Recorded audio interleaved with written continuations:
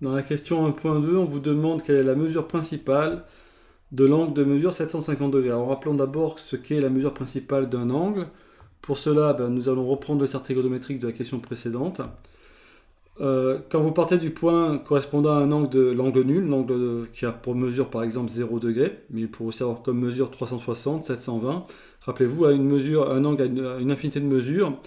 Pour les obtenir, eh bien, on part de ce point-là et on fait autant de fois que l'on veut un nombre de tours dans le sens trigonométrique ou dans le sens trigonométrique inverse. Et donc on ajoute un multiple de 360 degrés, multiple qui peut être positif ou négatif. On obtient toujours un chemin parcouru qui nous permet d'arriver au même point.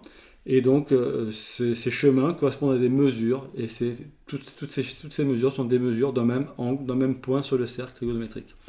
Par exemple, le point grand A ici, un premier chemin pour l'obtenir, c'est plus 60 degrés. Mais vous pourriez très bien décider de continuer et donc faire encore un tour supplémentaire. 60 plus 360, ça va faire 420 degrés. C'est une autre mesure possible pour le point grand A. Et vous pouvez ainsi continuer, faire autant de tours en plus que vous le désirez, dans un sens ou dans l'autre. Donc ajouter ou enlever un multiple, encore une fois, de 360 degrés.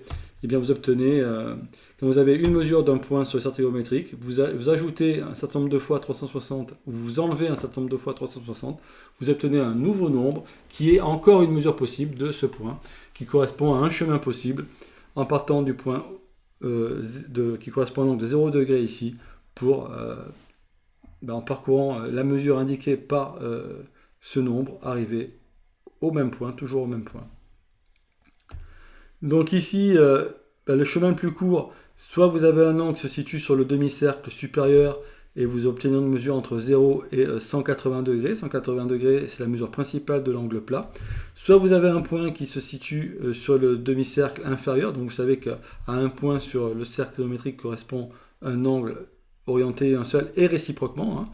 Donc l'angle a un point qui est soit là-dessus, soit sur ce demi-cercle-là, soit sur le demi-cercle inférieur. Et bien si le point est sur ce demi-cercle inférieur, sa mesure principale sera négative. Et vous aurez donc une mesure comprise entre 0 et moins 180 degrés. Attention, le moins 180 degrés n'est pas la mesure principale de l'angle plat. La mesure principale de l'angle plat est obtenue en effectuant le chemin sur la partie supérieure du cercle trigonométrique, donc plus le chemin qui correspond à une mesure de plus 180 degrés. Voilà, ceci étant dit, quand vous avez une mesure d'un angle, pour obtenir sa mesure principale, vous avez deux façons de faire. Soit vous enlevez un certain nombre de tours. Donc ici, le nombre étant trop grand, on a fait des tours en plus. Donc on va essayer d'enlever ce nombre de tours en plus qu'on en a effectué. On voit bien que si on enlève deux fois 360 degrés, si on effectue l'opération 750 moins deux fois un tour, eh bien on va obtenir 750 moins 720, c'est-à-dire 30 degrés. Donc la mesure principale de l'angle qui admet aussi comme autre mesure 750 degrés, c'est 30 degrés. Une autre façon de faire, si cette mesure que vous connaissez est très très grande ou très petite, c'est de diviser en fait 750 par 360 pour essayer de trouver le nombre de tours que l'on a effectué, pour en partant toujours pareil du point de 0 degré, arriver à 750. Le nombre de tours que l'on a effectué ici, si on prend la calculatrice, on effectue 750 divisé par 360, on obtient 2,08333. Donc ça, c'est le nombre de tours. Je pourrais écrire tours. C'est le nombre de tours effectués en partant du point qui correspond à l'angle nul pour arriver au point qui correspond à cet angle. Si j'enlève les deux tours, bien je dois effectuer 0,8333, ainsi de suite, donc les 3 à l'infini, tours. Et alors quoi correspond à combien de degrés j'effectue si j'effectue 0,0833 tours? Eh bien il suffit de multiplier ce nombre par 360. Donc vous faites fois 360. Donc toujours pareil, vous gardez votre calculatrice, vous gardez vraiment les résultats intermédiaires, c'est très important pour avoir la meilleure précision possible. Donc vous enlevez 2 d'abord au résultat de l'opération précédente, vous enlevez 2. Donc là j'ai fait une erreur quelque part. Voilà, vous obtenez un 12e fois 360. Et bien ça va donner 30 degrés. Donc fois 360 degrés. Donc en fait ce nombre-là c'est un 12e. Vous multipliez par 360, vous obtenez évidemment 30 degrés. La mesure principale, vous voyez, donc c'est relativement simple à comprendre également. Cette deuxième procédure étant nettement plus efficace si vous avez une mesure qui est extrêmement grande. En 2 opérations, vous obtenez la mesure principale. Vous n'avez pas besoin à chaque fois d'enlever 360 jusqu'à obtenir une mesure comprise entre moins 180 et plus 180.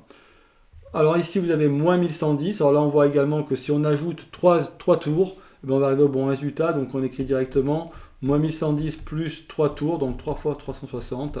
Vous obtenez moins 30 degrés. Je fais quand même le calcul. Moins 1110 plus 3 fois 360. Vous obtenez moins 30 degrés, qui est la mesure principale de l'angle, admettant comme autre mesure moins 1110 degrés. Là encore, on aurait pu faire moins 1110 degrés divisé par 360. On doit trouver le nombre de tours. Donc si je recommence, moins 1110 divisé par 360. J'obtiens cette fois moins 3,0833. C'est un peu comme précédemment. J'ai fait 3 tours dans le sens trigonométrique inverse, donc dans ce sens-là.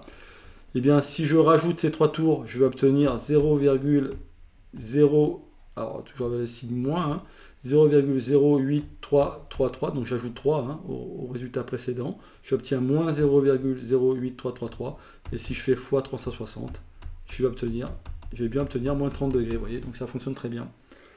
Voilà, ainsi s'achève la question 1.2. Je vous retrouve dans une autre vidéo pour la question 2.1. Je vous remercie de votre attention.